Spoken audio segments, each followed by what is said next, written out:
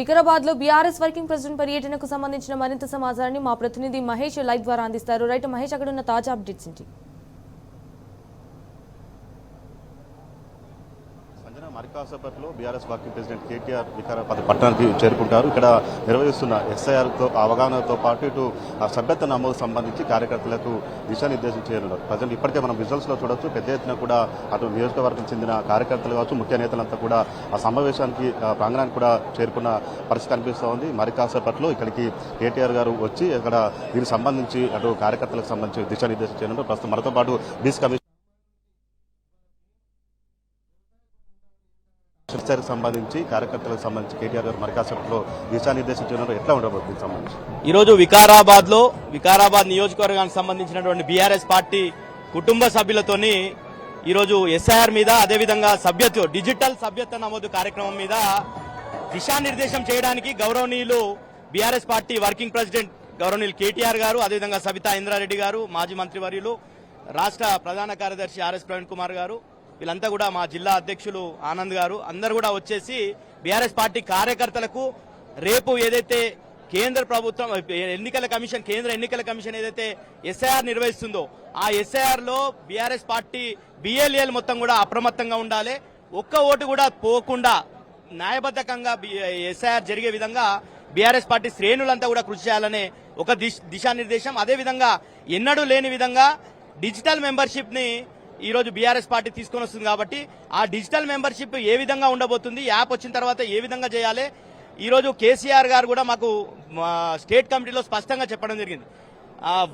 రాశి కన్నా వాసి ముఖ్యమని, అంటే నాణ్యతమైనటువంటి బీఆర్ఎస్ పార్టీ సైనికులని మనం రేపు జరగబోయే 2028లో జరగబోయేటటువంటి ఎన్నికలకు సంసిద్ధం చేయాలి. అదేవిధంగా రేపు జెడ్పీటీసీ, ఎంపీటీసీ ఎన్నికలు రాబోతున్నాయి కాబట్టి ఓటర్లని మనం ఉండే విధంగా, అదేవిధంగా ఓటర్లను కాపాడుతూ మళ్ళా బీఆర్ఎస్ పార్టీ సభ్యత్వాన్ని కూడా పెద్ద ఎత్తున ఇక్కడ వికారాబాద్ అంటేనే ఈరోజు ఉద్యమాల గడ్డగా ఉంది వికారాబాద్. గతంలో కూడా 2004లో కూడా బీఆర్ఎస్ జెండా ఎగిరింది ఇక్కడ గతంలో కూడా 2014, 2018లో కూడా బీఆర్ఎస్ జెండా ఎగిరేసిండ్రు. తప్పకుండా ఇక్కడ ఉన్నటువంటి బీఆర్ఎస్ శ్రేణులంతా కూడా చాలా ఉత్సాహంగా ఉన్నారు. కేటీఆర్ గారు ఏదైతే వస్తున్నారో ఈరోజు పండుగ వాతావరణం వికారాబాద్ లో తలపెడుతుంది. మొత్తం కూడా కేటీఆర్ గారు ఇచ్చేటటువంటి సందేశాన్ని విని గ్రామానికి పోయి వాళ్ళు సభ్యత్వ నమోదు కావచ్చు, ఎస్ఐఆర్ లో కావచ్చు విజయవంతం చేయడం కోసం మొత్తం కూడా బీఆర్ఎస్ శ్రేణులంతా కూడా సంసిద్ధమవుతున్నది. కేటీఆర్ గారు ఎప్పుడెప్పుడు వస్తారని 1000 కళ్లతోని వికారాబాద్ బీఆర్ఎస్ పార్టీ అంతా కూడా ఎదురు చూస్తుంది. పాటు టౌన్ ప్రెసిడెంట్ గోపాల్ ముదిరాజు అన్న చెప్పిన ప్రధానంగా వికారాబాద్ టౌన్ కు సంబంధించుకోవచ్చు, ఇటు ఎస్ఐఆర్ సంబంధించుకోవచ్చు, ఇటు డిజిటల్ సభ్యత్వ నమోదు సంబంధించి ఎట్లా సిద్ధమై ఉన్నారు? ఈరోజు గౌరవ working president Shri Kalvakuntla K T Rama Rao గారు వస్తున్నారంటేనే ఈ వికారాబాద్ అనేటువంటిది ఒక పండుగ వాతావరణం కనిపిస్తున్నది. ఎందుకంటే బీఆర్ఎస్ కార్యకర్తలు, నాయకులు అందరూ కూడా 1000 కండ్లతోని ఎదురు చూస్తున్నటువంటి సందర్భం. ఈరోజు ఏదైతే ఎలక్షన్ కమిషన్ ఎస్ఐఆర్ ఏదైతే తీసుకొచ్చిందో ఆ యొక్క ఎస్ఐఆర్ ను ఏదైతే డూప్లికేట్ ఓట్లు పోతాయి కానీ ఉన్న ఓట్లు పోకుండా మన బీఆర్ఎస్ కు సంబంధించినటువంటి కార్యకర్తలు కాపాడుకోవాలి. అట్లాగే బీఆర్ఎస్ పార్టీకి సంబంధించిన సభ్యత్వం ఏదైతే ఉందో సభ్యత్వాన్ని ఇప్పుడు అంతా ఆన్లైన్ ద్వారా, డిజిటల్ ద్వారా చేస్తున్నారు కాబట్టి ఆ సభ్యత్వాన్ని ఎట్లా చేయాలనేటువంటి అవగాహన కలిగించడానికి మరి మన కేటీఆర్ గారు వస్తున్న సందర్భంలో కార్యకర్తలు చాలా ఉత్సాహంగా ఎదురు చూస్తున్నారు. వారు ఎప్పుడెప్పుడు వచ్చి ఎప్పుడు మాట్లాడతారు అనేటువంటి సందర్భం ఇప్పుడు ఇక్కడ వికారాబాద్ లోపల ఉన్నది. అట్లాగే ఈ వికారాబాద్ విషయానికి వస్తే ఇంతకు ముందు కూడా 2 సార్లు వికారాబాద్ లో బీఆర్ఎస్ పార్టీ జెండా ఎగిరేసింది, 2 సార్లు కూడా బీఆర్ఎస్ ఎమ్మెల్యేనే ఉన్నాడు. రాబోయే కాలంలో కూడా తప్పకుండా ఇక్కడ ప్రజలు మొత్తం ఈ కాంగ్రెస్ పరిపాలనను చూసి ప్రజల లోపల చాలా వ్యతిరేకత ఉంది ఇప్పుడు ఉన్నటువంటి ప్రభుత్వం మీద. ఎప్పుడెప్పుడు కేసీఆర్ ముఖ్యమంత్రి అవుతాడా అనేటువంటి చూపు ప్రజల లోపల ఉంది, బీఆర్ఎస్ నాయకుల లోపల ఉంది. కాబట్టి ఇక్కడ చూస్తున్నటువంటి అభివృద్ధి కార్యక్రమాలు కూడా వికారాబాద్ నియోజకవర్గానికి సంబంధిస్తే ఎక్కడ వేసిన గొంగడి అక్కడనే ఉంది. ఏదైతే బీఆర్ఎస్ పరిపాలన లోపల కేసీఆర్ గారు ముఖ్యమంత్రి ఉన్నప్పుడు ఇక్కడ బీఆర్ఎస్ ఎమ్మెల్యేలు ఆనంద్ గారు కావచ్చు, అంతకుముందు నా సంజీవరావు కావచ్చు, వీళ్ళు ఉన్నప్పుడు జరిగిన అభివృద్ధి తప్ప ఇప్పుడు కొత్తగా అభివృద్ధి అనేటువంటిది ఇక్కడ శూన్యం. కాబట్టి వికారాబాద్ నియోజకవర్గ ప్రజలందరూ కూడా బీఆర్ఎస్ ప్రభుత్వం మళ్లీ రావాలి, ఇక్కడ అభివృద్ధి జరగాలనేటువంటి విషయాన్ని ఆశిస్తున్నారు. తో పాటు మాజీ ZP vice chairman Vijay Kumar నన్ను చెప్పండి, ప్రధానంగా వికారాబాద్ సంబంధించి 2.5 సంవత్సరాల కాంగ్రెస్ ప్రభుత్వం అధికారంలో వచ్చిన ఎలాంటి అభివృద్ధి జరిగిందో, ఎట్లా ఉంది పరిస్థితి ఇక్కడ? 2.5 సంవత్సరాల కాలంలో తెలంగాణ రాష్ట్రం ఏర్పడిన తర్వాత జరిగిన అభివృద్ధి తప్ప కొత్తగా ఏర్పడినటువంటి అభివృద్ధి ఏమీ లేదు. ఆ రోజు ప్రారంభించినటువంటి కార్యక్రమాలు లేదా శంకుస్థాపనలన్నీ ఇప్పుడు పూర్తి చేసుకున్నాం. ఆ రోజు ఫౌండేషన్ వేసినాం.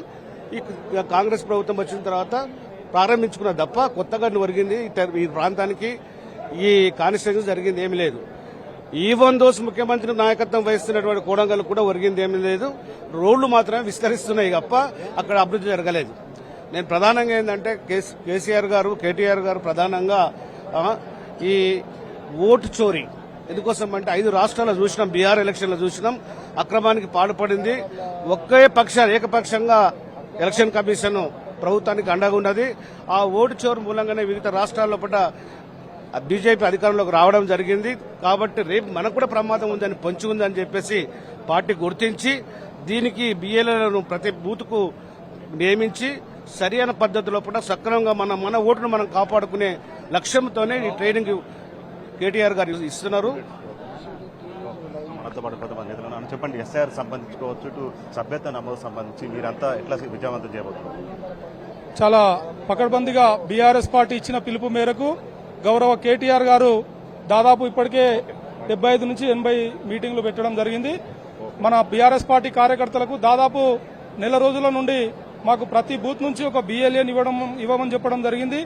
ఆ బూత్ లో నుండి ఖచ్చితంగా బిఎల్ఏను ఇప్పటికే వాళ్ళకి ఇవ్వడం జరిగింది. వాళ్ళకు కూడా పాస్లు ఇవ్వడం జరిగింది ఎలక్షన్ కమిషన్ మన అధికారులు. అదేవిధంగా డిజిటల్ పార్టీ మెంబర్షిప్ కోసం కూడా ఒక్క బూత్ కు 2 ఇవ్వాలని చెప్పారు. పార్టీ ఆదేశాల మేరకు ఆల్రెడీ లిస్ట్ ఇవ్వడం జరిగింది.